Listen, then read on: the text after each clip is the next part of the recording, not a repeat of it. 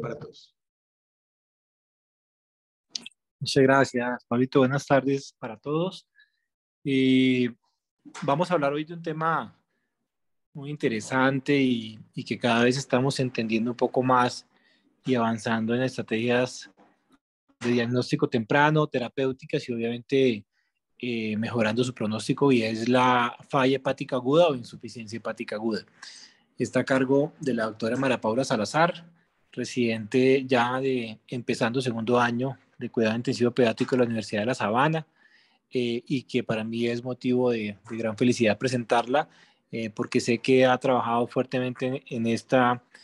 tema y que estamos seguros que les va a gustar. Entonces, muchas gracias y adelante, María Paula. Buenas tardes para todos. Muchas gracias por la presentación, doctor. Mi nombre es María Paula Salazar, soy residente de cuidado intensivo pediátrico de la Universidad de La Sabana y para mí es un gusto estar con ustedes hoy y precisamente pues con este tema que en lo personal me entusiasma, que es falla hepática. Entonces, para dar inicio a la charla, vamos a hablar, este va a ser el contenido. Daremos inicio con una breve introducción donde principalmente quiero que recordemos unos principios básicos de la fisiología hepática para posteriormente hablar un poco de la definición, continuando con las principales etiologías y la fisiopatología de esta enfermedad, del espectro clínico, cuáles son los pilares de intervención y finalmente unas conclusiones para llevar a casa. Entonces, dando inicio a la introducción,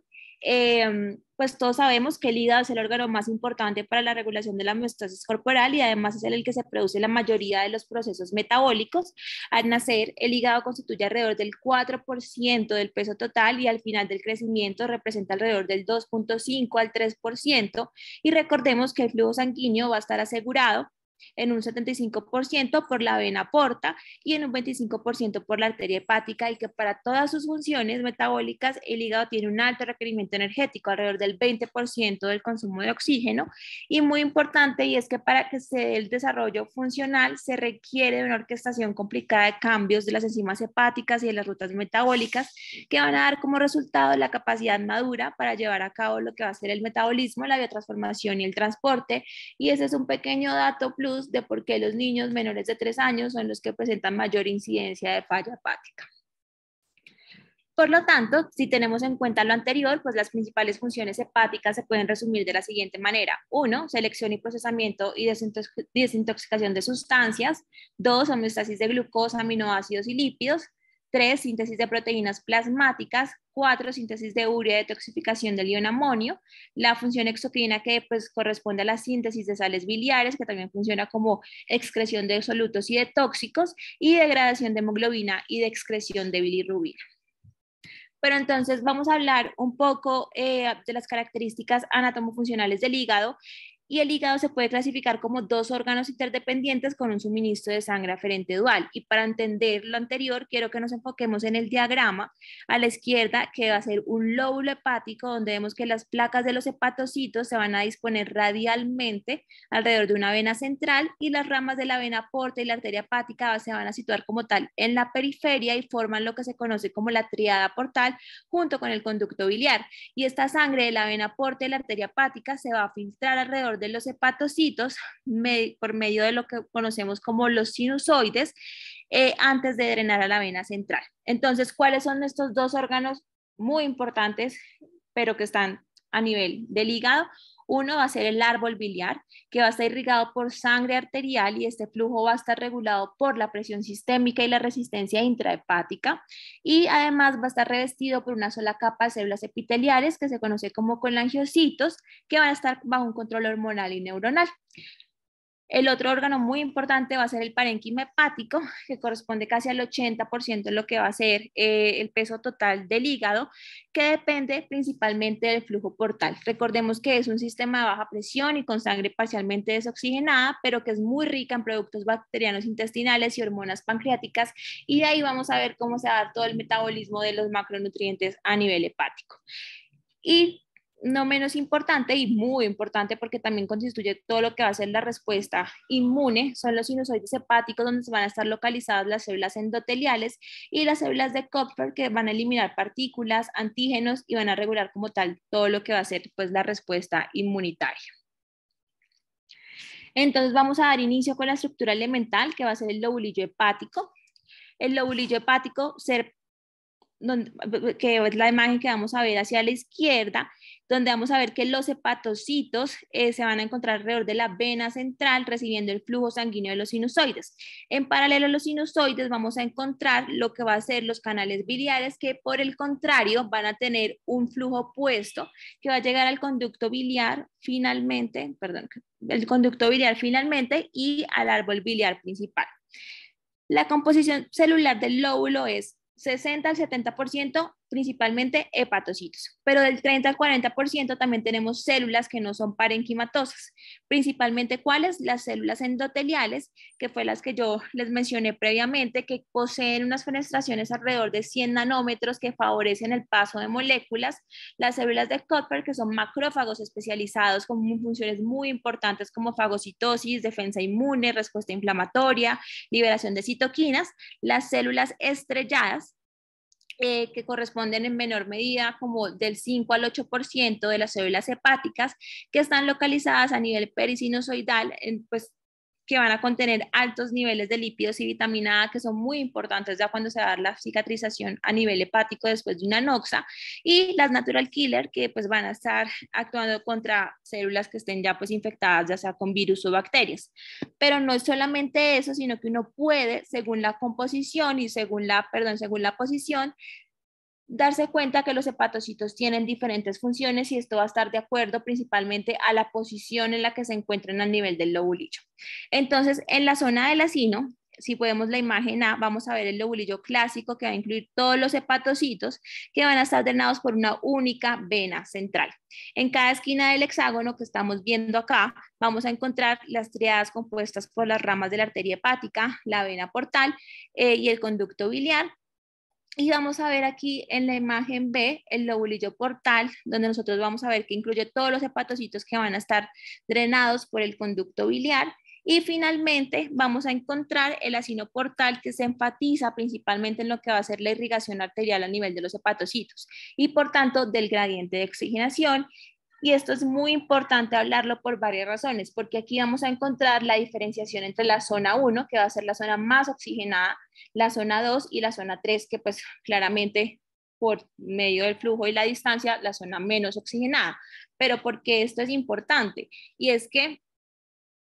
los hepatocitos periportales se especializan en el metabolismo oxidativo, mientras que los hepatocitos pericentrales como tal van a detoxificar fármacos. Entonces, ¿qué vamos a encontrar? Que dentro de los hepatocitos periportales se da principalmente todo lo que va a ser la beta-oxidación de ácidos grasos, la fosforilación oxidativa, la gluconeogenesis, y los hepatocitos perivenulares van a estar dados principalmente por la glucólisis, la lipogénesis, la síntesis de lipoproteínas y la síntesis de cuerpos cetónicos y de glutamina. Pero entonces, ¿qué vamos a encontrar? ¿Cuál va a ser, como por decirlo así, la similitud? Y es que los hepatocitos periportales van a estar ubicados en la zona 1 y como les comenté, pues son los que pues van a tener mayor aporte de oxígeno, entonces van a ser también los que van a recibir mayor concentración de tóxicos, pero también a su vez, pues mayor probabilidad de depuración. Y finalmente, en la zona 2 vamos a encontrar la glucólisis, la síntesis de glucógeno, la liponeogénesis, biosíntesis de ácidos biliares, la cetogénesis, el flujo biliar canalicular y la biotransformación. Pero pues realmente cuando uno ve funcionalmente esto, diferenciar como tal la localización, pues realmente pues es muy difícil, es más bien la teoría, pero hay que tenerlo en cuenta porque también uno va a ver así cuál van a ser los hepatocitos más afectados según la fisiopatología de la noxa que me esté llevando a la falla hepática. Entonces, el hígado, como habíamos hablado, tiene un papel predominante en lo que va a ser el metabolismo del papel del ciclo de Krebs en la mitocondria para producir energía. Todos sabemos que pues, el ATP, que es la adenosina trifosfato, es la moneda universal de energía biológica y esto se va a dar por medio del metabolismo de proteínas, carbohidratos y lípidos. Entonces, si hablamos un poco de lo que va a ser las proteínas, como les había mencionado previamente, a nivel de la vena portal se van a absorber, pues si van a llegar a nivel del hígado, todo lo que van a ser los aminoácidos provenientes, pues lo que va a ser todo el metabolismo intestinal, pero a nivel de la arteria hepática también va a llegar los aminoácidos que principalmente vienen de lo que va a ser las proteínas a nivel muscular. Esto porque es importante, y es que una vez llegan los aminoácidos de diferentes fuentes a nivel del hígado, pues esto va a tener funciones muy importantes después de la transaminación, y es que vamos a tener gluconeogénesis, la capacidad, vamos a producir proteínas y también proteínas plasmáticas. ¿Cuáles? Principalmente albúmina, factores de coagulación, apoproteínas, proteínas de complemento, proteínas de fase aguda, y vamos a ver posteriormente que el amonio que llega a nivel hepático mediante esta circulación sistémica para ser eliminado mediante urea, y también que por la orina y pues por el ciclo de la urea, donde va a entrar todo lo que va a ser ya pues el ciclo de Krebs y la cadena respiratoria, es muy importante, y si esto no se da, pues el hígado no va a ser tampoco capaz de depurar este amonio que está llegando de la circulación sistémica. El otro paso muy importante es el metabolismo de carbohidratos, donde vamos a tener la glucólisis, que pues todos sabemos que no es un proceso simple, sino que consiste en una serie de reacciones químicas enzimáticas que son consecutivas, que transforman una molécula de glucosa en dos moléculas de piruvato, como van a ver acá. Pero porque esto es muy importante, y es que además también tenemos los lípidos, que por medio de beta oxidación pues vamos a encontrar los ácidos grasos, que también nos van a originar una molécula muy importante que va a ser la acetilcoenzima A. ¿Y por qué es importante la acetilcoenzima A? Porque la acetilcoenzima A es la que va a ingresar al ciclo de Krebs, que este ciclo que se da a nivel mitocondrial pues consiste en 8 pasos. Inicia con la reacción de oxalacetato de 4 carbonos, con el acetato activado en forma de acetil-CoA para formar citrato o ácido cítrico, que va a ser pues una molécula de 6 carbonos, y en los pasos siguientes básicamente lo que vamos a encontrar es que se va transformando de nuevo en oxalacetato, cerrando el ciclo y perdiendo electrones. ¿Cuál va a ser el producto final? 3-NADH, una guanosin trifosfato, un FAT-H2 y 2 moléculas de dióxido de carbono. Y lo que sucede es que todo este producto es lo que va a entrar como tal a la cadena respiratoria, donde vamos a transferir todos estos electrones por medio de la fosforilación oxidativa, produciendo finalmente el ATP, que va a ser la moneda universal de energía biológica, y de ahí la importancia de la clínica que vamos a encontrar en nuestros pacientes si todos estos mecanismos fallan. Pero adicionalmente, el hígado pues también se encarga de la formación de la bilis, que comienza principalmente a nivel de los hepatocitos, la cual pues va a transportar de forma activa los solutos de los canalículos biliares a través de sus membranas apicales. Todos sabemos que pues la bilis es una solución micelar, en la que sus principales solutos pues vamos a ver que son los ácidos biliares en un 41%, pero también vamos a encontrar los electrolitos o xenobióticos en un 31% y los fosfolípidos principalmente pues fosfatidilcolina. Entonces, ¿qué vamos a encontrar? Y es que además de que pues estas micelas mixtas que están compuestas por todos estos pues composición que les comenté, estas son osmóticamente activas, y lo que pasa es que en las uniones estrechas a nivel de la luz canalicular, así como pues otros solutos plasmáticos, es capaz de llegar y mezclar, por ejemplo, calcio, glucosa, glutatión, aminoácidos y urea en concentraciones que se aproximan, por ejemplo, al plasma. Y finalmente, toda esta bilirrubina conjugada, que es hidrosoluble, y una variedad de aniones orgánicos adicionales formados a partir de los metabolitos endógenos y los xenobióticos, son excretados a la bilis a través de la membrana apical como tal del hepatocito, funcionando también como un medio de excreción y disminución de la toxicidad. ¿Qué pasa cuando llega la circulación enterohepática? Entonces tenemos que el hígado pues tiene dos maneras: secretarlo, almacenarlo mediante la vesícula. Cuando lo secreto por medio de transporte pasivo a nivel del intestino, un transporte activo a nivel del ilion, se retorna casi el 95% de la secreción biliar por medio de la circulación portal, y se excreta a nivel fecal 0.5 gramos día aproximadamente, y excreción urinaria también puede ser directa en 0.5 miligramos día. Y aquí es donde vamos a entrar a hablar un poco de lo que va a ser como tal el tratamiento del amoníaco en el hígado. Sabemos que el amoníaco pues es un metabolito pequeño que es neutro, que surge del catabolismo de las proteínas, también puede surgir a nivel hepático con todo este metabolismo per se de las proteínas, y es muy permeable a través de las membranas. El hígado elimina el amoníaco del organismo mediante su conversión a urea por medio del ciclo de la urea, y el hígado pues es el único tejido del cuerpo que puede convertir amoníaco en urea. O sea, si el hígado no funciona, no vamos a tener la posibilidad de poder transformar este amoníaco en urea, y es ahí donde se empiezan a elevar las concentraciones de amonio. Entonces, pues cuando tenemos dos maneras, una vez se excreta a nivel colónico, se puede excretar a nivel urinario en un 75%, pero esto no es mucho porque casi todo se va al 85% al hígado para convertirlo en urea para que entre pues a este ciclo.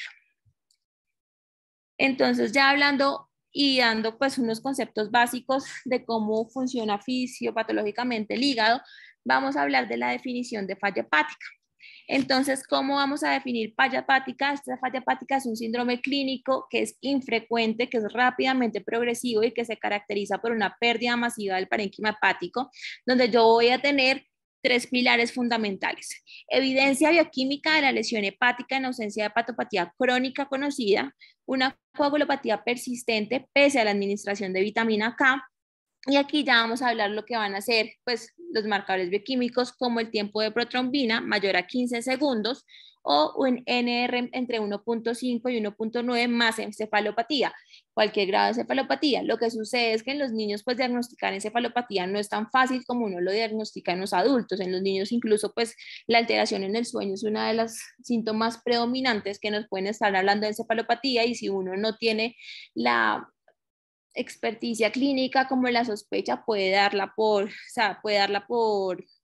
pasarla por alto y no diagnosticarla. O pues si en encefalopatía vamos a tener un P de mayor a 20 segundos con INR mayor o igual a 2, independiente pues del compromiso neurológico, y esta definición surge del estudio PALF que se realizó entre 1999 y 2015 con 1.144 pacientes, que lo que pretendía era pues caracterizar epidemiológicamente esta población. Pero hay un concepto que también es muy importante que revisemos, y es la falla hepática recurrente. La falla hepática recurrente, que es aguda porque no es crónica, estos son episodios recurrentes de falla hepática con normalización de las pruebas de integridad hepática entre estos. ¿Dónde se ve principalmente esto? En las mutaciones genéticas, por ejemplo, pacientes con alteraciones en el ciclo de la urea, en la traducción de proteínas, pacientes con enfermedades mitocondriales o pacientes con alteración en el tráfico intracelular.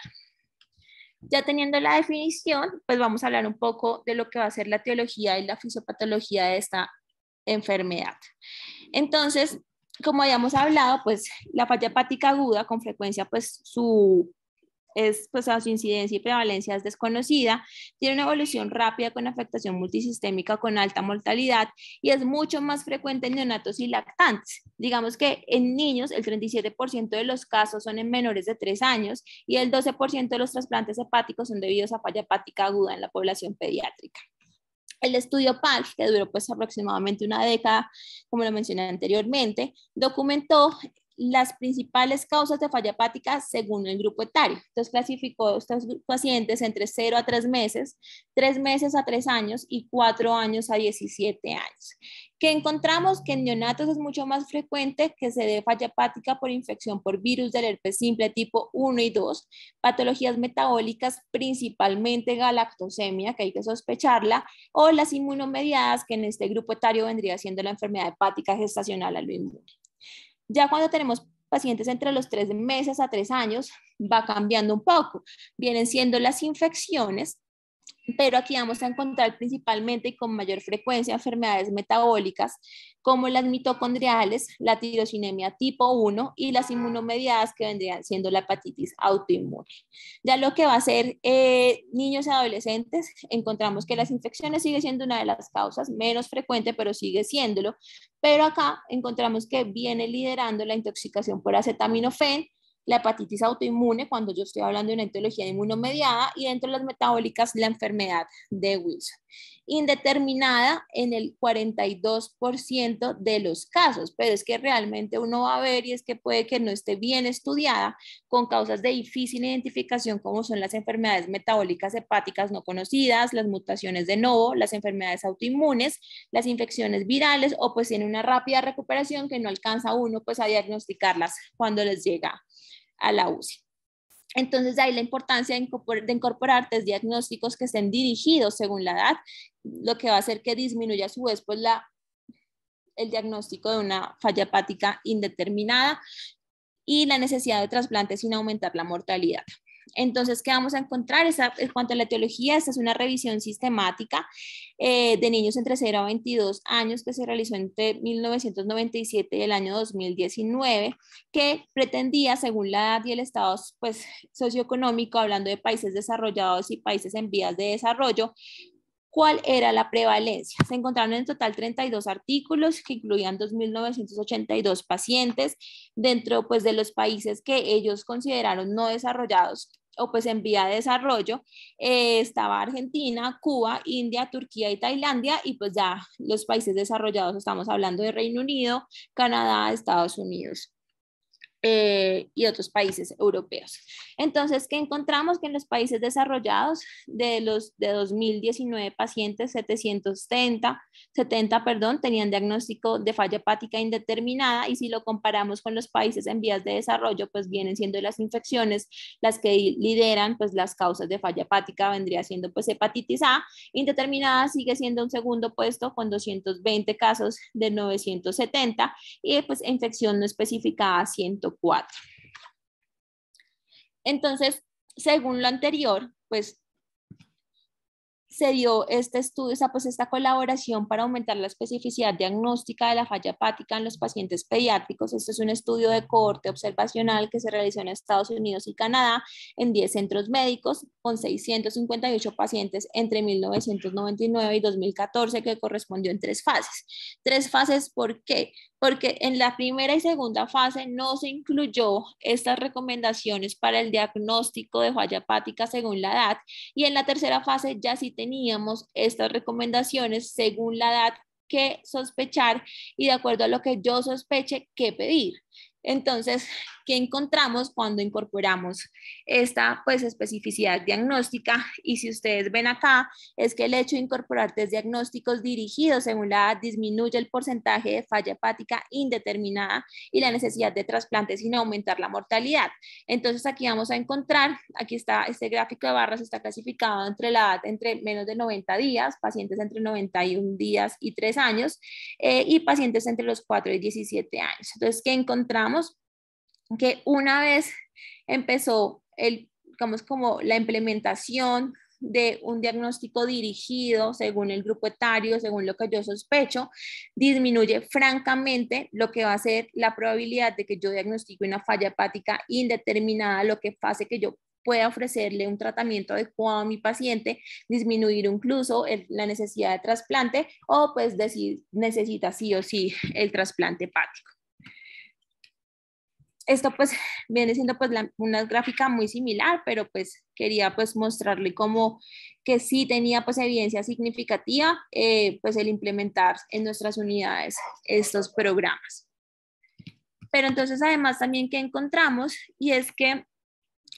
una vez tenemos aquí en el lado izquierdo, en esta gráfica A, lo que va a ser pues, la incidencia acumulada versus los días a los 21 días, según las fases que vamos a encontrar en el estudio, y que se documentó que hubo menor necesidad de trasplante en la fase 3, cuando yo ya tenía un diagnóstico un poco más preciso que me permitía ofrecerle mejor tratamiento al paciente, y eso a su vez pues también disminuye la mortalidad versus los pacientes pues estábamos en fase 1 que pues sí, no había ninguna recomendación de diagnóstico. Pero pues no solamente los estudios que les comenté, sino que ¿qué se ha visto? Y es que la secuenciación genómica ayuda mucho para la detección de un gran número de variantes en grupo de genes y está cada vez más disponible y estandarizado, y es una técnica que junto con los datos bioquímicos y el examen fenotípico puede conducir rápidamente al diagnóstico correcto de todas las enfermedades hepáticas monogénicas conocidas. Entonces, ¿qué encontramos? Que es que el 20% de los trasplantes hepáticos pediátricos son realizados en niños con enfermedades monogénicas, que es digamos que una prevalencia alta, y la implementación de estudios genéticos ha aumentado el reconocimiento de pacientes con falla hepática aguda y falla hepática recurrente, sobre todo porque a veces pasa que estos niños presentan por un gatillo, ya sea viral o estrés, algo catabólico, se dispara digamos que todo lo que va a ser el proceso inflamatorio, mientras este hígado se recupera y normaliza las transaminasas. Esos pacientes incluso pueden ser candidatos a trasplante hepático auxiliar. ¿Cuáles son las principales causas genéticas de falla hepática aguda a nivel neonatal? Pues mitocondriales, galactosemia, como ya les había comentado, en pacientes que tienen amonios superiores a 200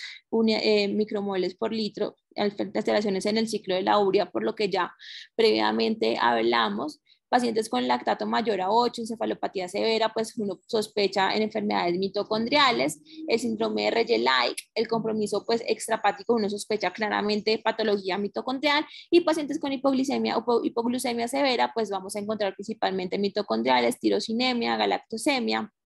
y otras. Entonces, ¿cómo se va a dar el mecanismo fisiopatológico de la falla hepática? Y es que esto es una mezcla de muchos factores, de la inmunidad, porque como hablamos, el hígado es uno de los órganos que más, digamos que es un órgano inmune, por lo que les conté, estas células que hacen mediación de la respuesta con liberación de citoquinas, mecanismos apoptóticos, según la genética del paciente, la toxicidad directa que se presenta en el parénquima hepático, cómo se dé la regeneración hepática y pues finalmente la infección. Entonces, ¿qué encontramos especialmente con el acetaminofén? Entonces, nosotros sabemos que el acetaminofén pues, se metaboliza en el hígado por 3 vías: la sulfatación, la glucuronización y la oxidación microsomal por medio del citocromo P450. El 95% del fármaco se conjuga con glucuronio o sulfato mediante las 2 primeras vías, produciendo metabolitos inofensivos que se van a eliminar pues, principalmente por orina, un poquito termina pues, secretando por orina, pero la forma activa, pero sin ninguna repercusión. Pero el 5% restante se metaboliza por la vía del citocromo P450 2E1, que es lo que vamos a encontrar acá, para pasar a ser N-acetil benzoequinonanamina, que se conoce como el NAPI. Este se conjuga con el glutatión, que vamos a encontrarlo acá, para,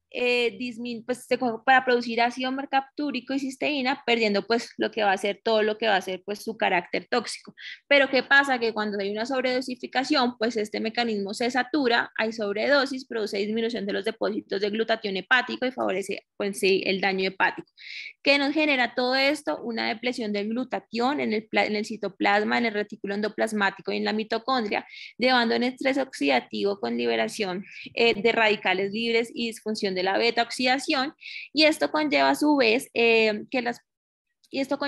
una disminución del ATP, de la apertura de los poros mitocondriales, que se va a traducir en una translocación de proteínas como el factor inductor de apoptosis al núcleo. Tendremos una fragmentación como tal del ADN y pues los radicales libres también generan mayor daño mitocondrial, y si esto pues no cede, pues se va a perpetuar y vamos a generar ya la muerte celular. Pero pues no es solo eso, sino que nosotros también podemos encontrar que en estos pacientes hay inflamación estéril y disfunción microcirculatoria que es inducida por hepatotoxicidad por el paracetamol. Entonces sabemos que las moléculas asociadas a daño, que pues incluidos los fragmentos de ADN, el ácido úrico y el ATP, se liberan los hepatocitos necróticos. Estos van a activar transcripcionalmente las citoquinas y las quimioquinas proinflamatorias, lo que va a hacer pues en las células de Kupffer, y esto hace que los neutrófilos se activen y recluten el área dañada del hígado, lo que resulta en un agravamiento pues de las necrosis de los hepatocitos al principio, pero a su vez también lo que va a hacer es favorecer la reparación y la regeneración de este parénquima hepático. Entonces, esta pues es como la historia natural que uno espera en estos pacientes, que se dé toda esta respuesta inflamatoria, toda esta liberación de citoquinas, toda esta quimiotaxis, y finalmente pues se dé la reparación y la regeneración y tengamos un hepatocito que se regenera, pero puede pasar que no. ¿Cuál va a ser la fisiopatología de la hepatitis infecciosa? Entonces aquí vamos a ver principalmente la hepatitis B, donde vamos a ver cómo el virus de la hepatitis B va a inducir una respuesta en los linfocitos B, llevando a una activación del complemento y necrosis del hepatocito. Este año pues induce un reconocimiento de los receptores Toll-like, activación de células inmunes y aumento de las citoquinas proinflamatorias a la circulación. La inflamación sistémica lleva a disfunción inmune y esto conlleva un mayor riesgo de infecciones bacterianas, fúngicas y también la translocación bacteriana. Pero no olvidemos la desregulación inmunitaria que habíamos hablado previamente, y es que cuando yo tengo muerte de los hepatocitos, yo voy a liberar todas estas moléculas asociadas, esos patrones de moléculas asociadas a daño, hay activación de células inmunitarias a nivel hepático, y no solo hepático, sino también sistémico, hay pérdida de la función hepática con liberación de mediadores inflamatorios,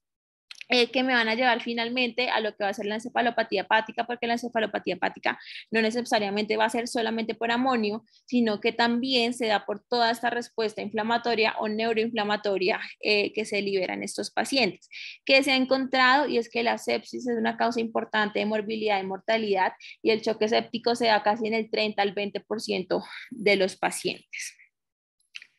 Y aquí entra nuestra, pues, una célula muy importante que va a ser la célula estrellada, que como habíamos hablado, esta célula se localiza en el espacio 16, se caracteriza morfológicamente por la presencia de grandes gotitas,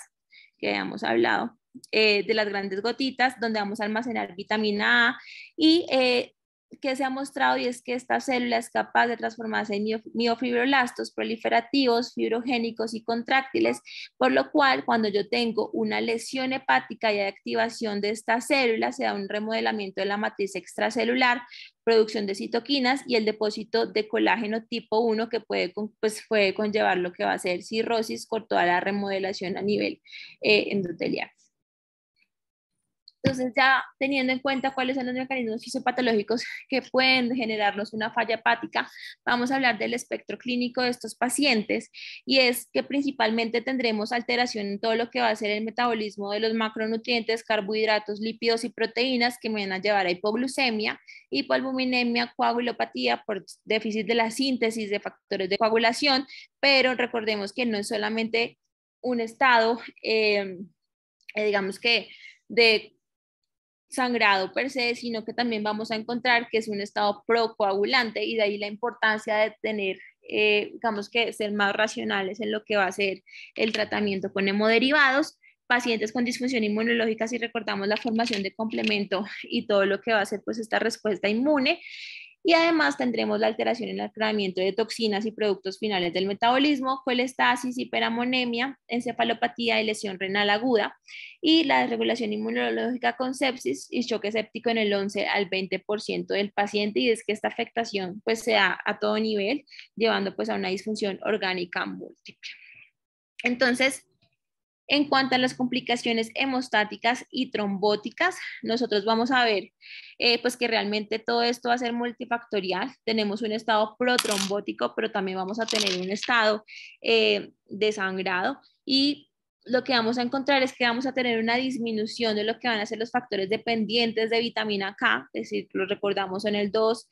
el 7, el 9 y el 10, tendremos una alteración en la polimeración de la fibrina que conlleva una disfibrogenemia con un fibrógeno funcional que va a estar disminuido. Tendremos aumento del activador tisular del plasminógeno que lleva a un aumento de la fibrinolisis, lo que hace que el plasminógeno se convierta en plasmina, y a su vez tengamos menos cantidad de fibrina, fibrinógeno y del factor 5 como tal de Leiden. Y adicionalmente hay una disminución de la trombopoietina, lo que lleva a una disfunción plaquetaria, trombocitopenia por baja producción, pero si recordamos que también es un estado protrombótico, pues vamos a encontrar que, digamos que puede comportar con una microangiopatía, porque vamos a tener trombocitopenia, pero es porque vamos a encontrar trombos a nivel de la microcirculación. ¿Y qué pasa con la encefalopatía hepática y el edema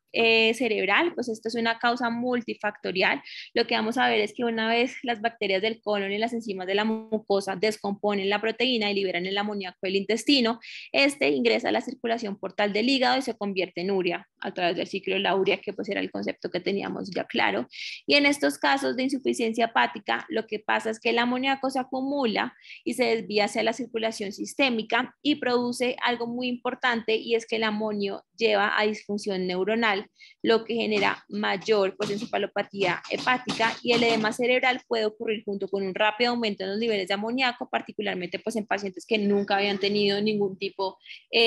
digamos que de exposición, porque si comparamos un paciente con falla hepática aguda versus un paciente con falla hepática crónica, pues sí es, la clínica se instala mucho más rápido. A niveles altos, pues sabemos que el amonio cruza la barrera hematoencefálica, donde vamos a encontrar donde la glutamina sintetasa astrocítica convierte el amoníaco de glutamato en glutamina, que a su vez va a actuar como un osmolito y aumenta el volumen cerebral. Y el amoníaco es una de las muchas sustancias neurotóxicas que provocan una disminución excitatoria. Pero que encontramos es que no solamente causa del amonio que uno encuentra en los pacientes con encefalopatía hepática y edema cerebral, sino es toda también esta respuesta inflamatoria que van a presentar todos nuestros pacientes por la liberación de citoquinas que pueden aumentar además la neurotoxicidad inducida por el amoníaco a través de la barrera hematoencefálica. En cuanto a los pilares de intervención, pues estos pacientes van a requerir soporte cardiovascular según el estado hemodinámico que presenten, muy útil, por ejemplo, si se puede vigilar sobre todo lo que va a ser el aporte hídrico por medio de sistemas como el PAICO. La parte respiratoria, pues lo ideal es mantener parámetros protectores. No es necesaria pues la intubación a no ser que el paciente pues ya tenga una cefalopatía hepática grado 3 o 4. A nivel renal, pues esos pacientes por toda esta disfunción orgánica múltiple requieren de un adecuado aporte hídrico, si se requiere pues de diurético según cómo esté el estado de la volemia. A nivel gastrointestinal, estos pacientes pues si presentan sangrado, aunque hay pacientes que pueden presentar falla hepática aguda sobre crónica, que tienen hipertensión portal, varices esofágicas, que pudieran beneficiarse de manejos como con el ocreótide, se pudiera considerar. Y a nivel hematológico, muy importante ser razonables con la transfusión de hemoderivados, porque esto no es un estado pues protrombótico y pues de sangrado. Y a nivel neurológico, pues estos pacientes, según cómo estén, se benefician de terapias, por ejemplo, el LOLA, la lactulosa, y pues todo lo que va a ser los scavengers de amonio. Entonces, ¿qué vamos a encontrar? Y es que realmente el trasplante hepático es el único que mejora los desenlaces en falla hepática en estos pacientes. Ese es un perfil general de los diagnósticos de pacientes con falla hepática en una unidad pediátrica de trasplante, donde encontramos que la atresia biliar pues, es el diagnóstico más común en el 40%, y como tal encontramos acá que la falla hepática, que puede ser incluso aguda sobrecónica, también corresponde pues, al 11% que vendría siendo la tercera causa. La proporción de pacientes que reciben pues trasplante hepático en edades, como habíamos hablado, tenemos como una media de pacientes de 4 años, entre 5 días y 16 años, y la mayoría de los que van a recibir pues son donante vivo.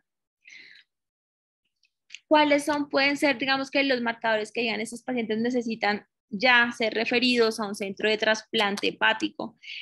Digamos que el King College Criteria, que se desarrolló una cohorte de 588 pacientes con falla hepática aguda entre 1973 y 1985, recomienda lo siguiente: en pacientes con intoxicación con acetaminofén, un pH menor de 7.3 sin importar el grado de encefalopatía, o encefalopatía grado 3 o 4 con un PT mayor a 100 segundos y una creatinina mayor a 3.4 miligramos de decilitro. Y otras causas, vamos a considerar un PT mayor a 100 sin importar el grado de encefalopatía, o una de las siguientes: edad menor a 10 años o 40 años, una etiología desfavorable con muy mal pronóstico, un PT mayor a 50 segundos, bilirrubina mayor a 18, que persista la ictericia por más de 7 días. ¿Qué contraindicaciones tenemos nosotros para el trasplante? Una neoplasia maligna que tenga compromiso extrahepático. Digamos que el trasplante en hepatoblastoma sí tiene evidencia. La lesión neurológica grave que sea irreversible, pacientes con disfunción orgánica multisistémica que requieran estabilización, pacientes con sepsis que no esté controlada, y los defectos incorregibles que limitan la vida, digamos que en otros órganos críticos, tener en cuenta pues por ejemplo, cardiópatas, pacientes con enfermedad renal, pero pues esto ya viene siendo una decisión más individualizada. Este fue un estudio que se realizó acá en Colombia en la Fundación Cardioinfantil con el doctor Fernández y colaboradores. Es un estudio prospectivo observacional que fue llevado a cabo entre noviembre del 2019 y diciembre del 2000, perdón, noviembre del 2009 y diciembre del 2019, que quería evaluar cómo se daba pues como la tendencia del lactato en pacientes en el posoperatorio inmediato de trasplante. Incluyó pacientes entre 1 mes y 18 años de vida que estaban en posoperatorio inmediato, exceptuando aquellos pacientes, por ejemplo, que hayan presentado parada cardiorrespiratoria que pudieran como alterar los resultados. Pero realmente aquí lo que yo les quería mostrar eran las variables clínicas como las variables demográficas del estudio, se incluyeron un total de 145 pacientes y muy similar a lo que dice la literatura,